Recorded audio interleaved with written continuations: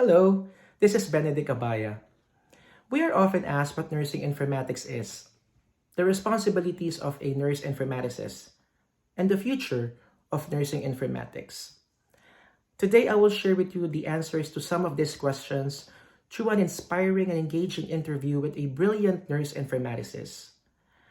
When I first learned that we have to interview a nurse informaticist, I had mixed emotions. First, I was hesitant because I had no idea who to go to, but more excited because I've never done this before and I can't wait for the enormous knowledge and experience I will attain from this interview. My clinical manager recommended me this person. I immediately called her, and without hesitation, she scheduled me right away for a meeting. So I had the privilege to interview one of Eisenhower Health's nurse informaticists, Miss Adina Kathleen Brown.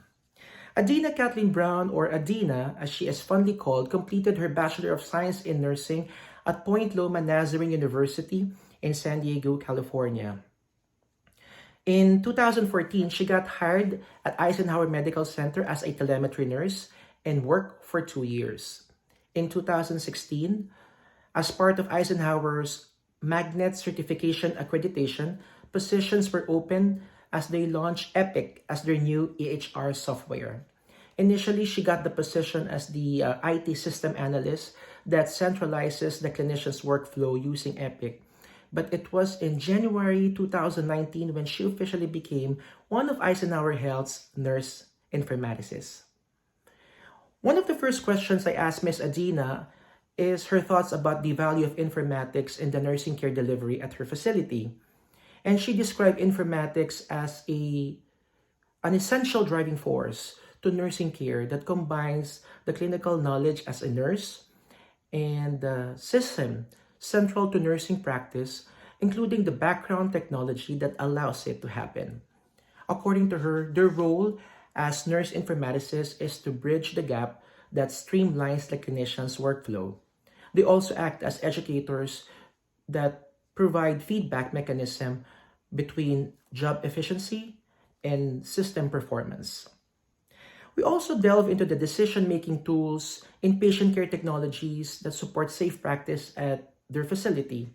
She mentioned several tools, but one of the tools that they use with moderation, again with moderation, because alert fatigue is real, is called Best Practices Advisories or BPAs. These are pop-up messages that about patient-related tasks or critical lab values or any conflicting orders that need immediate attention from nurses or physicians. Involved staff can respond through documentation of task completion. So their role as nurse informaticists is to assure that these tools follow standardized evidence-based practices that are efficient and make it as clear-cut as possible for the clinicians to perform their job efficiently. We also discussed the groups of healthcare workers who depend on them to utilize healthcare information. So we're talking about nurses, physicians, advanced practice providers such as nurse practitioners, physician assistants, medical residents, students, and medical assistants. So these are the groups of healthcare workers who depend on them. So their role as nurse informaticists is to act as a workflow link between healthcare providers, facilitate proper communication channels, address barriers, and resolve any issues without creating more. Their role as change agent is one that lingered on me. If a change in the system is needed, they make sure that all the units and departments connect, understand every decision's repercussions from a broad perspective, and anticipate change. We also chatted about their working relationship with the Information Technology System Department at their organization. And she described it as a symbiotic relationship with the IT System Department. With all humility, she admitted that they cannot accomplish what they do without them.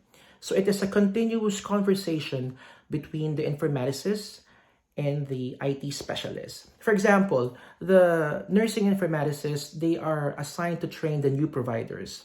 They double check if the system doesn't work for the providers. And if it's incorrect, they communicate with the IT specialist. They study it together, troubleshoot, and resolve any issues before creating more. Overall, they work together intensively and interdependently. And so, as our conversation warms up, I asked Ms. Adina about this unique question I have formulated. I chose this question because, as we all know, the nursing industry is rapidly changing with shifting technology, an aging patient population, and new challenges brought on by some federal legislation. I feel like, as nursing professionals, we have to make sure that the patient care keeps pace with the changes in the field. So, my unique question goes like this: how does she think informatics will change the nursing profession for the better in the future? And her response blew me away, that she envisions nurses educating themselves about nursing informatics and empowered as change agents to influence any initiative's success or downfall. She made a strong statement that nurses, being the healthcare industry's hub, will make the nursing profession's previously invisible impact visible, enabling researchers to continuously support and improve nursing care outcomes.